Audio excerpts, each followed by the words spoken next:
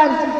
তার এই মাধ্যমে প্রমাণ হয় মা আনা আলাইহি ওয়া আসহাবি এর বাস্তব চিত্র।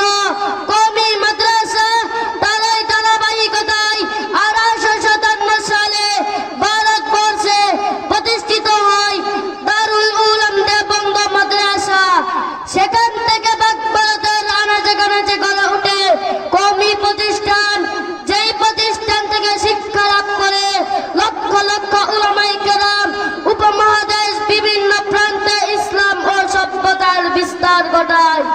সম্মানিত হাজিরিন, একমাত্র কওমি উলামায়ে কেরাম গণাই রাসূল সাল্লাল্লাহু আলাইহি ওয়াসাল্লাম এর সুন্নাতে বাস্তব জীবন প্রতিফলন এর মাধ্যমে পরিবার, সমাজ, আদর্শিক রাষ্ট্র বিনির্মাণে এক অনন্য ভূমিকা রাখেন। কথা বলেন ঠিক কিনা? বর্তমান সময়ে জাতি এক ক্রান্তিময় সময় অতিক্রম করছে, যেমন অন্যায়, অত্যাচার, জুলুম, নির্যাতন, সন্ত্রাসী, চাঁদাবাজি, ছিনতাই, লুটতরাজ, খুন, রাহাজানি, মদ, জুয়া, গাঁজাসহ এমন কোনো অশ্লীলতা নেই যে সমাজে হচ্ছে না।